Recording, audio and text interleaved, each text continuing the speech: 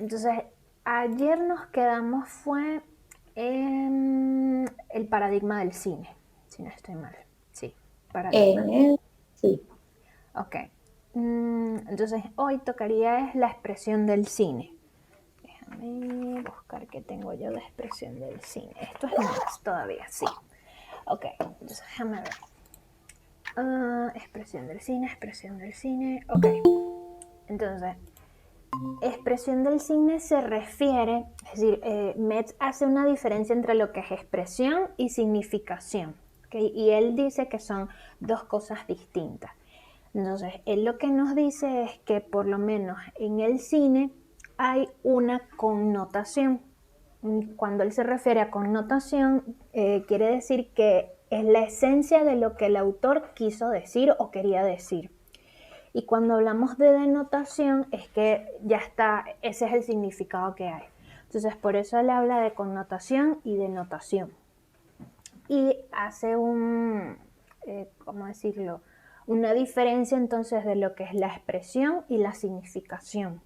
Entonces, él dice que el cine es expresivo. ¿Por qué? Porque es un sentido y se expresa.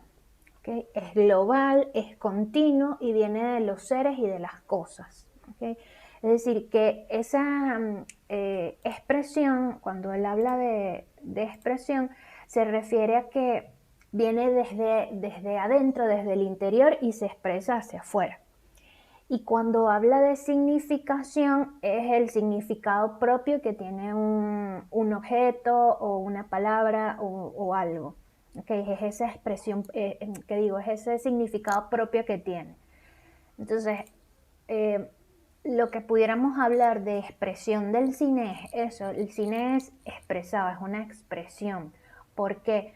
Porque se trabaja con la expresión de los, o por lo menos la expresión de los actores, y todo eso es una connotación porque todos esos elementos juntos es lo que crea lo que el autor quiere decir, cosa que no lo ves en la parte escrita, por así decirlo, porque en la parte escrita ya hay no hay una expresión sino un significado, se utilizan distintos signos, sí, pero cada signo tiene un significado propio.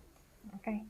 Entonces, él hace esa diferencia entre que la expresión viene de los seres y cosas y es algo que se expresa, que es un sentido que viene desde adentro hacia afuera, y la significación es todo lo contrario, es un concepto, es convencional y viene de las ideas.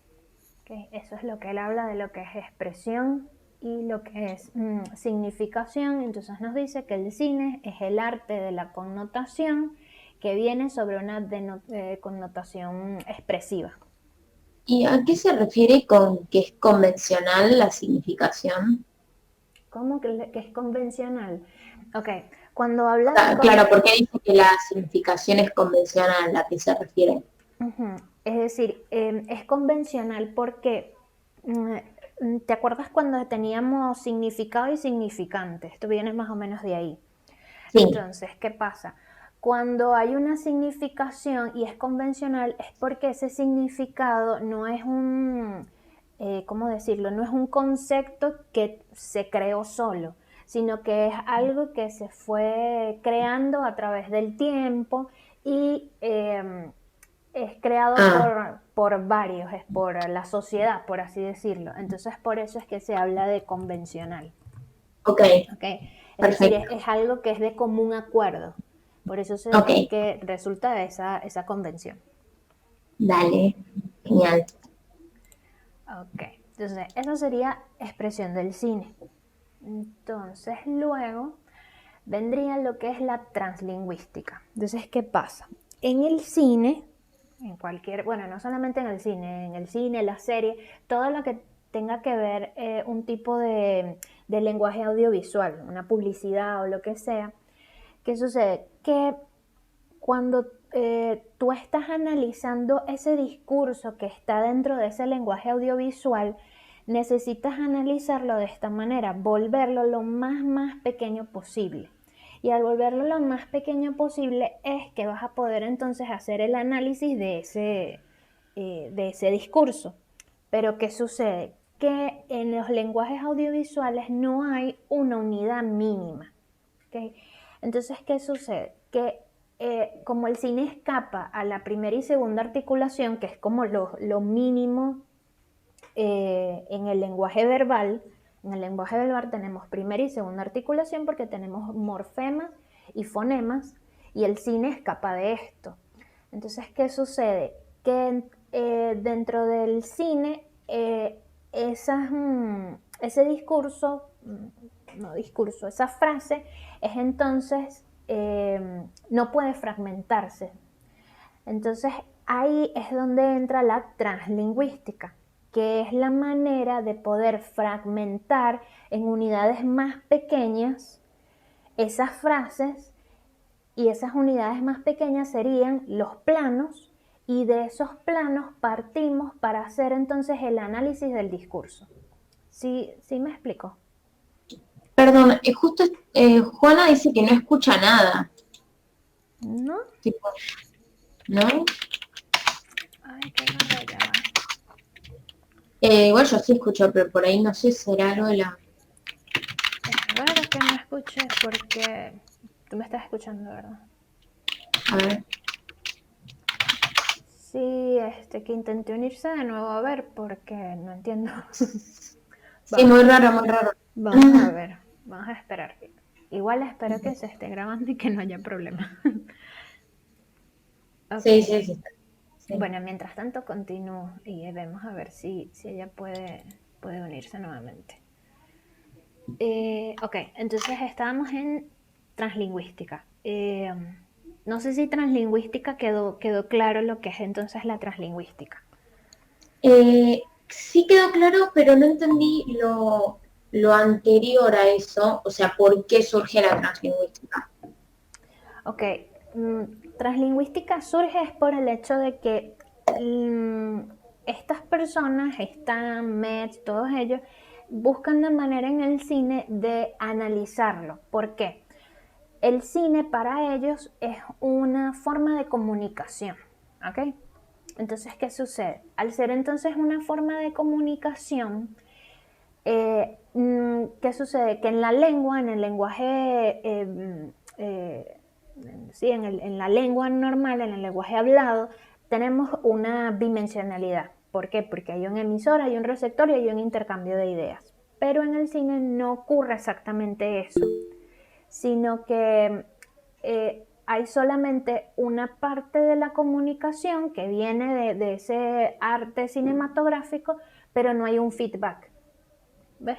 O por lo menos el feedback es más lento porque tienes que esperar que la película o lo que sea salga al público y después esperar entonces a ver qué el público opina, pero es muy lento ese proceso, cosa que no se da en el lenguaje normal, en el lenguaje verbal.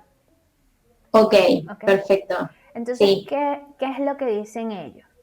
Que para poder ellos entonces analizar este tipo de comunicación, necesitan entonces llevarlo a su mínima expresión. Pero, ¿cómo llevas entonces esa película a la mínima expresión?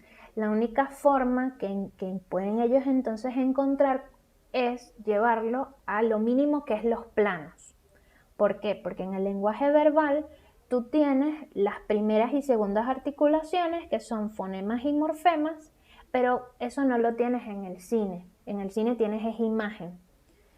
Entonces, ¿qué hacen ellos? Llevan entonces todo este discurso, la totalidad de la película, a bloques más pequeños, y esos bloques les dicen planos, que es la unidad mínima. ¿Okay?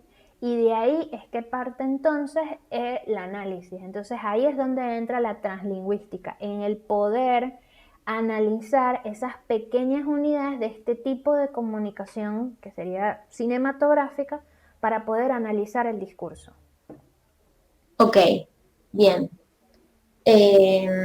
Sí, o sea, yo no entiendo, tipo, qué tiene que ver, pero no por lo que decís vos, ¿no? Sino por lo que plantean ellos, qué tendría que ver la translingüística, que es esto de concebir, tipo, no sé, entender que acá dice entendiendo que el lenguaje no es algo simple y que los sistemas flexibles pueden estudiarse en tantos sistemas flexibles. Bueno, todo lo que explicaste, como que tiene que ver con esto de no poder analizar esto, como que no hay feedback en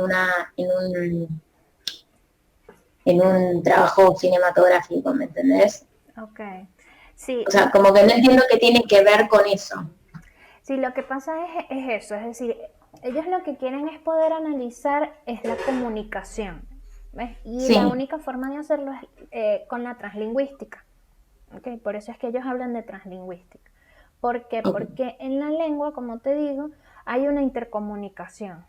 Entonces, hay alguien que habla, hay alguien que escucha y después viceversa, hay alguien que genera entonces una respuesta y contesta sobre lo que el otro está diciendo y así sucesivamente. Pero eso no sí, ocurre en el cine, ¿ves? claro, Entonces, ¿qué ok, sucede? Que para eso entonces se usa esa translingüística que es, sí, aquí tengo por lo menos el concepto que ellos dicen, en concebir la empresa como una investigación, entendiendo que el lenguaje no es algo simple y los sistemas flexibles pueden estudiarse en varios sistemas flexibles. Es decir, que para poder estudiar entonces eh, el discurso me refiero a la historia, por así decirlo, todo lo que quiso decir el cineasta en toda su presentación, para poderlo entonces analizar, lo tienes que llevar entonces a un lenguaje mucho más simple. Y para llevarlo a perfecto. eso, a esa simplicidad, tienes que convertirlo en lo más pequeño posible. Ok, sí, ahora sí entiendo. Ok, Gracias, no de nada. buenísimo. Ok, bueno, hasta Eh, ahí sería el texto de Metz. Luego vendría Stam, pero Stam básicamente él habla es de Metz. Entonces, todo lo que habla Stam son cosas que, está, que están basadas en todo el estudio que hizo Metz. Entonces, ¿qué dice Stam al principio? Él nos habla de Metz analiza el cine narrativo, ¿okay? Y de la estructura. Entonces, para él hay una analogía y nos habla también de códigos y de mensajes. Entonces, él lo que dice es que el cine hay una pluralidad de códigos y todos estos códigos se unen para eh, ¿cómo se llama? Presentar un mensaje, ¿ok? Todos esos códigos se convierten entonces en un mensaje y esos mensajes se convierten en expresiones comunicativas. Básicamente eso es lo que él dice al principio. Y nos habla entonces de estas unidades mínimas. Es decir, cuando me refiero a unidades mínimas es que el cine se tiene que convertir entonces en un discurso, ¿okay? Que es lo que nosotros necesitamos analizar. La forma de organizarlo es organizarlo en una forma narrativa, donde hay un principio, hay un desarrollo y hay un final. Y vamos entonces a analizar cada una de estas cosas en unidades mínimas y estas unidades mínimas serían los sintagmas que a la vez son los planos. ¿Me entienden hasta acá? sí, Ok. bien, o sea, las unidades mínimas acá en el cine serían los sintagmas, los Exacto, sintagmas. exacto. Ok. Entonces, ¿qué sucede? ¿Te acuerdas que nos hablaba antes? Nos hablaba de paradigmáticos y sintagmáticos. Creo que si no estoy mal, eso lo habla, creo que lo habla Saucer, me parece, o Sechetto. Sí, A ver, Sechetto. ok. Sechetto, cuando empiezas a leer el texto de Sechetto, él dice que la semiótica, que luego se convierte en semiología y todo lo demás, este, está dividida en semántica y pragmática. Semántica, que es la relación del signo con el objeto, y pragmática, que es la relación del signo con el intérprete o con las personas. ¿Okay?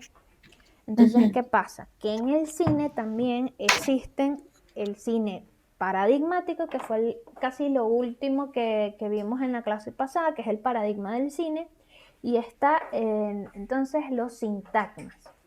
Y es en estos sintagmas donde él dice que es la única forma de realmente analizar el discurso. ¿Ok? Entonces, ¿qué pasa?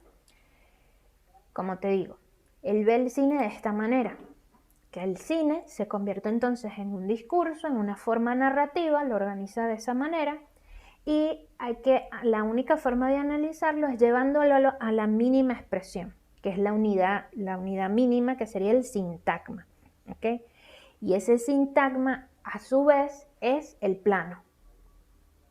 ¿Ok? Entonces, los sintagmas serían, o los planos son observables, están obviamente presentes en toda la historia y pueden ser grandes bloques, pero que tienen sentido, porque tienen que tenerlo. ¿Okay? Y obviamente pueden haber un plano o más de un plano para que pueda entonces tener sentido lo que se está analizando. Eso es básicamente lo que él nos dice con respecto a la unidad mínima. Y nos hace una diferencia entre lo que es, o una distinción, por así llamarlo, que es lo que es el hecho cinemático y el hecho fílmico. Entonces, el hecho cinemático se refiere a ver qué dice acá, dice al complejo cultural que incluye los hechos prefílmicos, posfílmicos y fílmicos. Es decir, la totalidad de la película. Presente, ¿cómo se dice? Principio, desarrollo y final. ¿Eso cuál sería? Ese sería el hecho cinemático. El Ok. hecho cinemático es la totalidad de la película. ¿Ok? Sí. A ver, dame un minuto acá. Cuando hables de estos 8, ¿qué era 8 qué? Son 8 No me acuerdo. sintagmas. Ah, ok, ¿ya empezaste a hablar de los 8? No, todavía no. Ah, ok, Ahorita ok, vamos a perfecto. llegar allá. Sí, así no me confundía. Ok, no, tranquila. Ok, entonces, ¿qué pasa? Él nos habla entonces de unidad mínima. Y nos habla también entonces de lenguaje no, hecho cinemático y hecho fílmico. Entonces, el hecho cinemático representa la totalidad de la película. Y el hecho fílmico es el discurso que es localizable y es significativo, es decir, el texto como tal. ¿Ok? Eso es a lo que él se refiere con hecho cinemático y el hecho fílmico. El hecho cinemático, totalidad de la película, toda su historia, con presente, desarrollo y final. Y el hecho fílmico es el discurso que es significativo, lo que está dentro de la película, lo que significa. Entonces, ¿qué sucede? Que dentro de estos planos, ¿ok? Vamos a encontrar entonces distintas cosas. Ahí es donde entra los 8 sintagmas. Entonces, ¿qué pasa? Déjame buscar dónde está aquí. Entonces, dentro de eso vamos a encontrar imágenes, vamos a encontrar textos, ruidos, voces y música. ¿Ok? Entonces, cuando hablamos entonces de todas las expresiones del cine, estamos hablando de que hay diferentes canales o distintas bandas dentro de ese conjunto o dentro de ese mensaje, ¿ok? Dentro de esa unidad mínima. Entonces vamos a encontrar imágenes en movimiento, obviamente. Vamos a encontrar textos gráficos. Cuando me refiero a textos gráficos es porque, no sé, dentro de un plano vamos a ver, vemos el plano donde está la fachada de una tienda y vemos el nombre de la tienda. Ese nombre que está ahí es un texto gráfico. ¿Por qué? Porque nosotros, es decir, a nosotros al principio no nos importa lo que ahí diga, pero después puede cobrar sentido, entonces se vuelve también un código porque conocemos el lenguaje, lo que está ahí escrito. Es igual cuando una persona vemos una película y una persona está sentada leyendo una revista, nosotros sabemos que está sentado, está leyendo, no sabemos qué, pero luego entonces se acerca y es cuando te das cuenta de lo que quiere, lo que dice esa revista o lo que dice ese periódico. Y nosotros conocemos ese lenguaje, ese código. ¿Okay? Entonces también hablamos de eso, de textos gráficos. incluye ruidos, que a los ruidos se refiere por lo menos a, no lo sé, los ruidos de fondo como las calles, pueden ser pájaros, sonidos del tipo un disparo, ese tipo de cosas. Todo eso serían ruidos. Las voces, que obviamente sería todo lo hablado, y está la música también, que bueno, es lo que acompaña, o la banda sonora que acompaña ese film. Entonces está toda la parte de vista, el sentido de la vista, que serían la imagen en movimiento y el texto, y está toda la parte auditiva, que serían los ruidos, voces y música. ¿Ok? Entonces... Una pregunta. Ajá. ¿Esos serían los 8 sintagmas o no? No, esos no serían. Él te lo explica de esta manera para que como que entiendas lo que está dentro del sintagma.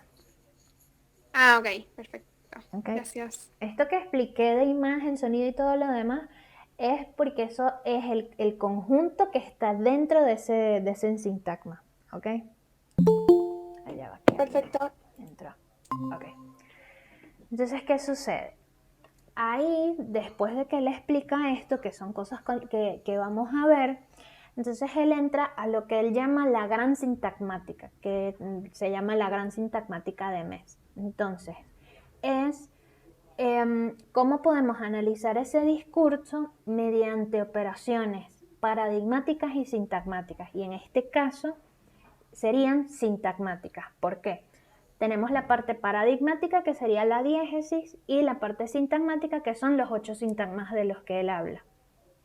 Entonces, él nos divide este análisis en diégesis, que es la película representada, y la narración es la historia en sí misma.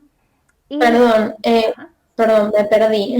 La gran sintagmática vendría a ser algo que dijo Metz, o sea, un concepto de Metz, y ahí me perdí. Sí, es decir, la gran sintagmática, él lo menciona así, como la gran sintagmática, y básicamente es como analizar el discurso desde una perspectiva paradigmática y sintagmática, ¿okay? Desde una perspectiva tanto intuitiva como de una forma observable. ¿Okay? Entonces desde ¿cómo analizar el discurso desde una perspectiva? Paradigmática y sintagmática. Ok, entonces, ¿qué nos dice él? Él la divide en 2 niveles. Está la diégesis, que a diégesis se refiere es a la historia como tal. ¿Y qué sucede? ¿Diégesis? Sí, en la diégesis. ¿Esto dentro de sintagmática o eso vendría a ser paradigmática? Eso entra dentro del paradigma, dentro del paradigmático. Bien. ¿Ok? Sí. Ok, entonces, ¿qué sucede? Él nos habla entonces de la diégesis o lo diegético, también lo pueden encontrar así como lo diegético, porque, ¿qué sucede? Ahí lo que a nosotros nos interesa es la historia.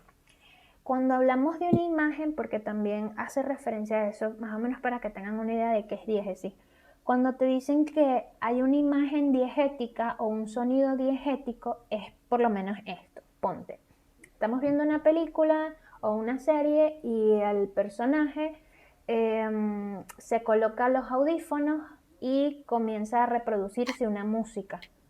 Ese sonido es diegético, o sea, no tiene ningún tipo de importancia para la historia. ¿Me entiendes? Entonces, ¿qué pasa? Que a eso es a lo que él se refiere con que necesitamos entonces ver la instancia de la película, la historia en sí misma.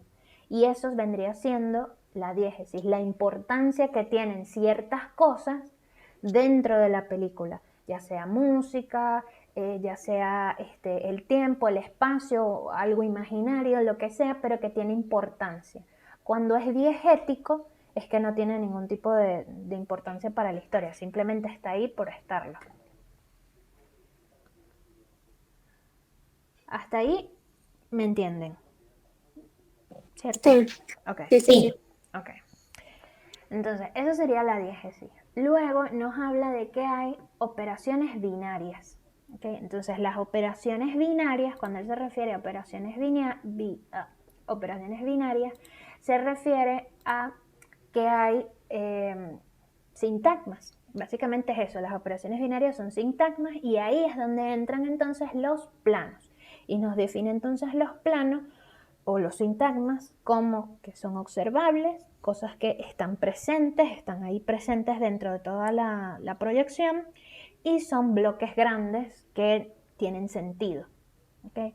Entonces, volviendo atrás, para poder entonces analizar el discurso, utilizo el gran sintagma, que sería tanto la parte de la diégesis como de las operaciones binarias, donde interviene entonces el plano, que es lo más mínimo expresado. Y es ahí cuando entran entonces los 8 tipos de sintagmas. ¿Okay? Entonces, él lo que nos habla es que, bueno, que el sintagma, ok, es la unidad mínima de expresión, y nos dice entonces que pueden ser planos, ¿cómo se llama? Pueden ser planos o más de un plano, y estos planos son, primero, cronológicos o acronológicos, es decir, que hay un tiempo en la historia, es decir, la historia se cuenta de, bueno, el hombre nació, hizo todo esto, le pasó todo esto y X. ¿Eso sería el primer sintagma? No, esto es los elementos del plano. Ok. Entonces, dentro de los 8 sintagmas nos define los elementos que tienen esos planos. Entonces, ese plano, él nos dice que es algo que es cronológico o acronológico. ¿Qué es lo que te digo? El cronológico se refiere a que hay una cronología, hay una historia, el tiempo de la historia, pero que también puede ser el plano acronológico, es decir, que no tiene ningún tipo de tiempo. La historia no tiene tiempo, va hacia adelante y hacia atrás. También nos habla de que ese plano puede ser consecutivo o simultáneo, es decir, que te pueden contar una cosa, te cuentan toda una historia, o te cuentan 2 historias al mismo tiempo. ¿Okay? Nos habla también que el plano puede ser lineal o no lineal, es decir, que también está fuera del orden cronológico, y que es entonces continuo o discontinuo, porque no hay ningún tipo de lógica en lo que se cuenta. ¿Okay? Entonces ahí es cuando él comienza a enumerar los sintagmas. Entonces el primer sintagma sería el plano autónomo. ¿Okay? Ese es el primer sintagma. Entonces en el primer sintagma nos habla que es un plano, o más de un plano, en el que todo se organiza de una manera autónoma, es decir, que lo que viene antes de él no impacta en lo que viene después. Eso es lo que él nos habla de en lo que se refiere a ese plano autónomo. ¿Okay? Luego nos habla de el paralelo, que en el paralelo son que 2 motivos. ¿Paralelo sería el segundo? Sí, el segundo, el sintagma paralelo, que es que 2 motivos se alternan sin una clara relación temporal o espacial. ¿Okay?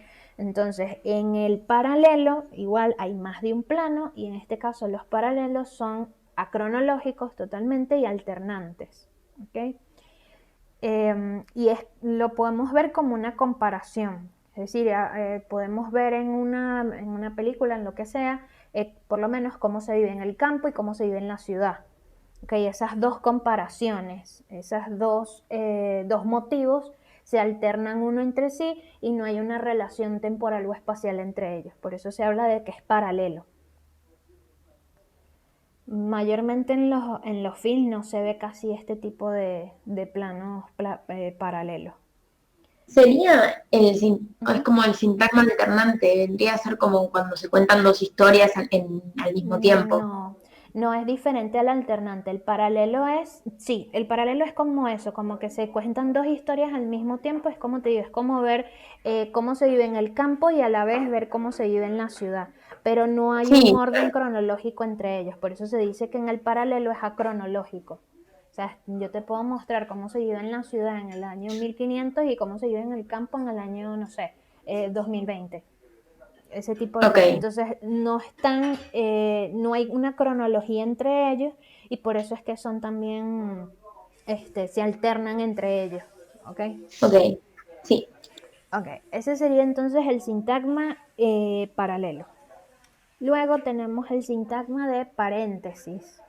En el sintagma de paréntesis es acronológico también y prácticamente lo que es un momento de explicación que hay. No sé si llegaron a ver una serie que se llama Cómo conocí a tu madre. Ellos utilizan muchísimo el paréntesis. Sí.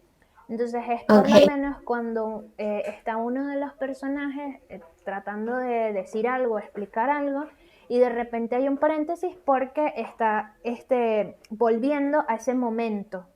Entonces eso es un paréntesis, es tal cual como el paréntesis que hay en cuando uno está escribiendo. Es eso nada más, es un momento de explicación que hay. Perfecto. Luego está el sintagma alternante, ¿okay? Que en el sintagma alternante es una narrativa pero que está en paralelo y hay una simultaneidad temporal. Entonces, en este caso, el alternante es cronológico, a diferencia del de paralelo, el alternante es cronológico, obviamente es consecutivo y es no lineal. ¿Okay? Un ejemplo de alternante puede ser cuando estamos viendo una película de acción y hay una persecución. Entonces está la parte de lo que está viendo el policía y después vemos lo que ve el ladrón, pues el que está siendo perseguido. Entonces, ¿qué sucede? Es cronológica porque ciertamente ambos están en el mismo tiempo. Obviamente es consecutiva también porque se está contando la historia, lo que está pasando, pero no es lineal en este caso, pero es porque hay cortes. ¿Okay? Entonces, cuando vemos a uno, no vemos lo que está pasando en el otro y así. Entonces, como hay esos lapsos, se dice que es no lineal. Luego tenemos el sintagma de escena, o bueno, simplemente la escena, que la escena se refiere a un sintagma que es, o un plano que es cronológico, que es consecutivo y es lineal, que es simplemente la sucesión normal de un hecho, que como se está contando un hecho. Hay una continuidad de ese espacio-tiempo y no hay ningún tipo de ruptura. Es por eso que se habla que es una escena. Luego están los episódicos, ya no sé cuál número de sintagma es creo que es el 6, no sé. 6, ok.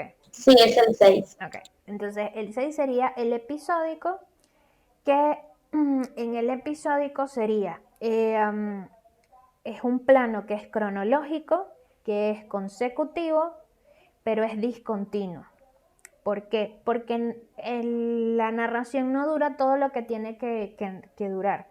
Por lo menos, imaginemos una escena donde hay un barco y vamos todos en el barco, van todos los personajes, todo esto, pero no pasan todo lo que sucedió en ese viaje, sino que solamente hay partes, ¿ok? Hay solamente momentos de lo que se vivió durante ese viaje.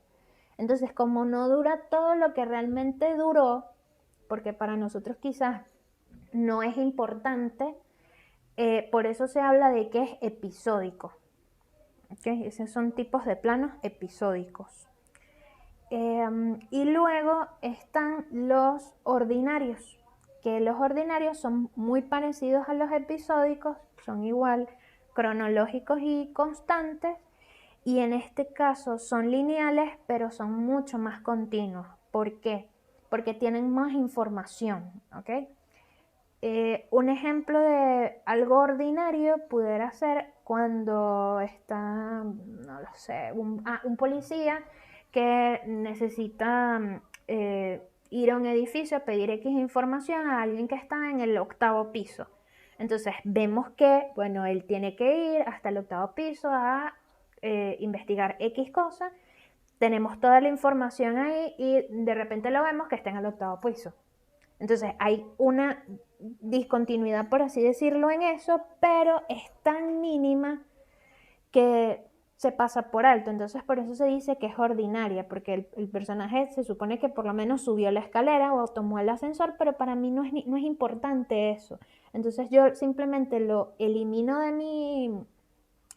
mi narración y ya está. Es muy parecido a lo que también es una escena. Lo que pasa es que en este caso hay un corte, pero es por eso, porque nosotros no vemos cuando esta persona se subió al ascensor o cuando subió la escalera. ¿Ok? Eso sería lo que sería ordinario. Y, a ver, ese sería el 7, ¿cierto? No, el 7, sí.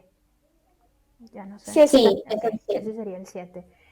Entonces, eso sería entonces los sintagmas que tenemos. El autónomo, el paralelo, el de paréntesis, el alternante, la escena, la episódica y la ordinaria.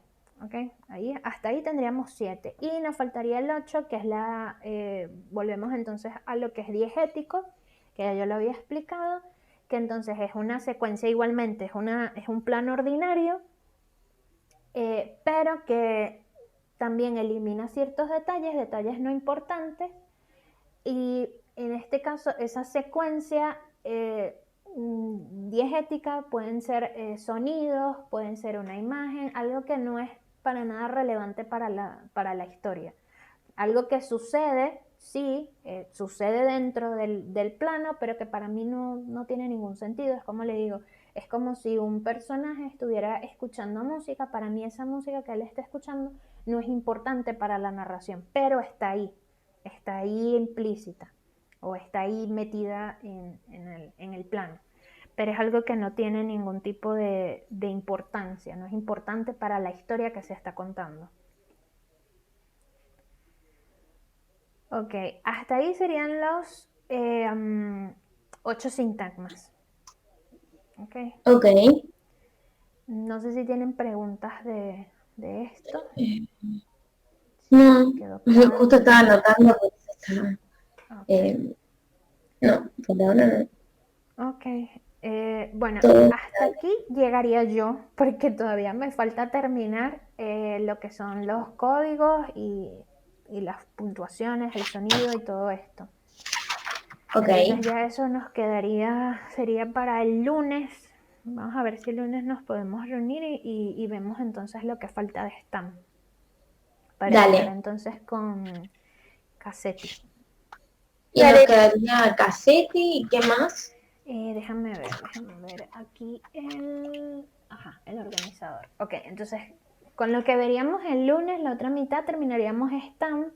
Podríamos comenzar Cassetti y luego quedaría Gaudriol, o como se escriba o como se diga, y nos quedaría Jenkins y Sánchez. Ok. Entonces, bueno, bien, tenemos tiempo. Con 2 o 3 más terminamos audiovisuales. Dale. Bueno, genial. Vale, entonces cualquier cosa me avisan. ¿Ok? Gracias. Dale, chao. Estés bien. Igual. Todos. Chao, gracias.